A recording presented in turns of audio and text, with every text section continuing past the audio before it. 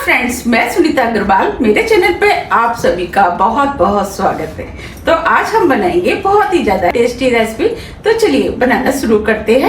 आज मैं आपको बहुत आसान तरीके से व्रत में खाई जाने वाली बहुत ही ज्यादा टेस्टी मोती की तरह खिली खिली साबूदाने की खिचड़ी बनाना बताती हूँ। कैसे बनाई जाती है। आप इसे सिर्फ व्रत में ही नहीं, कभी भी बना करके खा सकते, क्योंकि खाने में होती ही इतनी टेस्टी है। तो चलिए देख लेते हैं इसे कैसे बनाया जाता है। खिचड़ी बनाने के लिए ये हमने 1 कप साबूदाना लिया है। ये मीडियम साइज का हमने साबूदाना लिया है। साबूदाना 3 तरीके के होते हैं, एक इससे बड़ा होता है और एक छोटा। ये मीडियम साइज का है। साबूदाने की खिचड़ी खिली खिली बने उसके लिए अब हम साबूदाने को 2 बार पानी से धो लेते हैं। तो हम इसके अंदर पानी डाल देते हैं। हमें इस तरीके से साबूदाने को हल्के हाथ से धोना है। आप देख पा रहे हैं पानी गंदा हो गया है। अब हम इस पानी को फेंक देते हैं। ये हमने साबूदाने में से पानी निकाल दिया है। अब इसमें हम दोबारा से पानी डाल देते हैं। दोबारा से इसको हम धो लेते हैं। इस तरीके से धोने से साबूदाना खिला खिला बनके तैयार होता है, क्योंकि इसके अंदर जो स्टार्च होता है वो निकल जाता है। अब इस पानी को भी हम फेंक देंगे। हमने दोबारा से साबूदाने को धो करके इसके अंदर जो पानी था वो निकाल दिया है। हमने 1 कप साबूदाना लिया है, तो अब हम इसके अंदर 1 कप पानी डाल देते हैं। हमें जितना साबूदाना लेना है उतना ही हमें पानी डालना है। अब इसे ढक देते हैं और 3 से 4 घंटे के लिए हम साबूदाने को ऐसे छोड़ देते हैं। 4 घंटे करीब हो गए। अब साबूदाने को हम चेक कर लेते हैं। देखिए अब ये साबूदाना फूल गया है और इसका एक एक दाना खिला खिला हो गया है। मैंने आपको जिस तरीके से साबूदाना भिगोना बताया, अगर आप उस तरीके से भिगोएंगे तो आपका भी बिल्कुल साबूदाना इसी तरीके का बनके तैयार होगा। अब मैं आपको दिखा भी देती हूँ। साबूदाना भी फूल गया है। देखिए हम साबूदाने को दबा रहे हैं तो ये इजीली दब रहा है। देखिए बस हमें इसी टाइप का फूला हुआ साबूदाना चाहिए। चलिए अब खिचड़ी बना लेते हैं। खिचड़ी बनाने के लिए 2 टेबल स्पून देसी घी हम पैन में डाल देते हैं।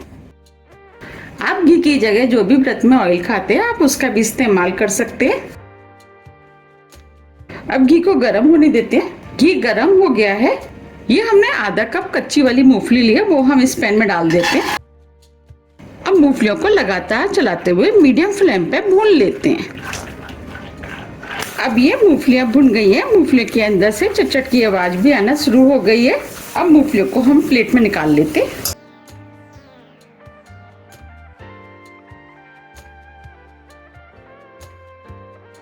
ये हमने मूंगफलियों को प्लेट में निकाल लिया है। ये एक बड़े साइज का कच्चा आलू लिया जिसे हमने छोटे पीस में काट लिया है, वो हम इसी में डाल देते हैं। अब आलू को भी लगातार चलाते हुए मीडियम हाई फ्लेम पे सॉफ्ट और क्रिस्पी होने तक भून लेते हैं। अब ये आलू सॉफ्ट हो गया है और क्रिस्पी भी हो गया है। अब मैं आपको दिखा भी देती हूँ। देखिए हम इसमें फोक डाल लेंगे तो ये इजिली जा रहा है। इसका मतलब ये आलू सॉफ्ट हो गया है। अब इस आलू को भी हम प्लेट में निकाल लेते हैं।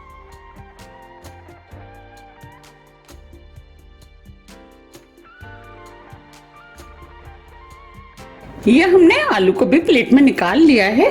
अब जो पैन में घी बचा है इसी में हम साबूदाना बना लेते हैं। तो अब इसके अंदर 1 टीस्पून जीरा डाल देते हैं। 2 हरी मिर्च आप अपने टेस्ट के अनुसार थोड़ी सी कम या ज्यादा भी कर सकते हैं।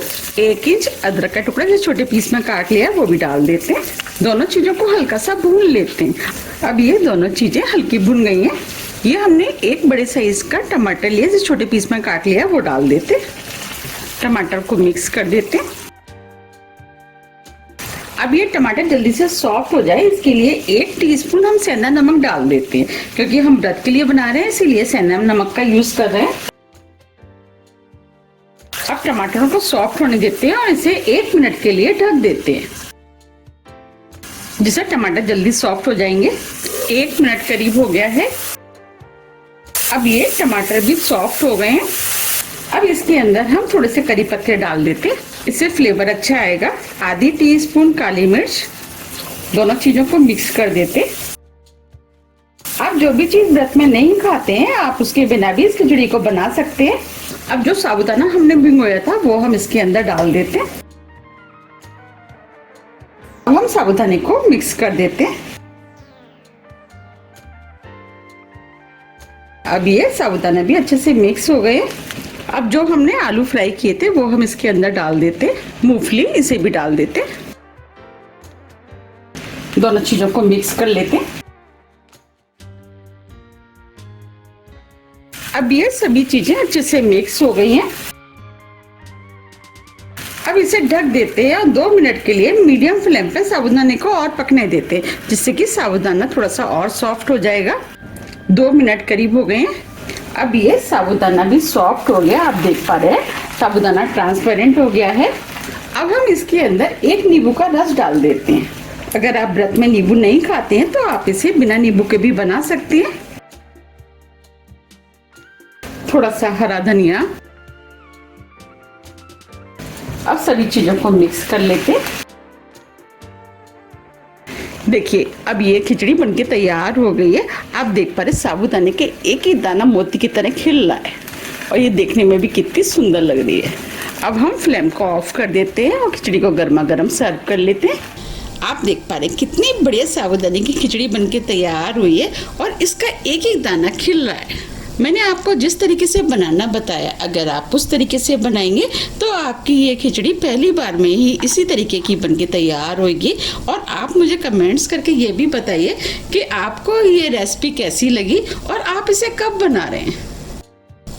आप चाहे तो इसे ब्रेकफास्ट में भी बना करके खा सकते हैं। ये खाने में तो बहुत ही ज़्यादा टेस्टी लगती है और इसे बच्चे बड़े बुजुर्ग सभी खाना पसंद करते हैं और सभी के लिए ये बहुत ही ज़्यादा फ़ायदेमंद भी है। और आपको तो पता ही है कि साबूदाना हमारी हेल्थ के लिए कितने ज़्यादा फ़ायदेमंद होता है। आप मुझे जल्दी जल्दी कमेंट्स करके ये बताइए कि आप इसे कब बना रहे हैं। मेरा तो इसको देखते ही मुंह में पानी आ रहा है। अगर आपको मेरी रेसिपी पसंद आ रही है तो आप ज़्यादा से ज़्यादा फ्रेंड और फैमिली के साथ शेयर कीजिए। अब मैं इसके ऊपर थोड़ा सा हरा धनिया और डाल देती हूँ, जिससे ये देखने में और भी ज़्यादा सुंदर लगेगी। अब मैं आपको पास से भी दिखा देती हूँ। देखिए ये देखने में कितनी सुंदर लग रही है और खाने में उससे ज़्यादा टेस्टी लगती है। मेरा तो देखते ही मुंह में पानी आ रहा है। अगर आपको मेरी रेसिपी थोड़ी भी पसंद आती है तो रेसिपी को लाइक कीजिए, चैनल को सब्सक्राइब कीजिए और ज़्यादा से ज़्यादा शेयर कीजिए। अब हम फिर मिलते हैं इसी तरह की टेस्टी रेसिपी के साथ। जब तक के लिए नमस्कार।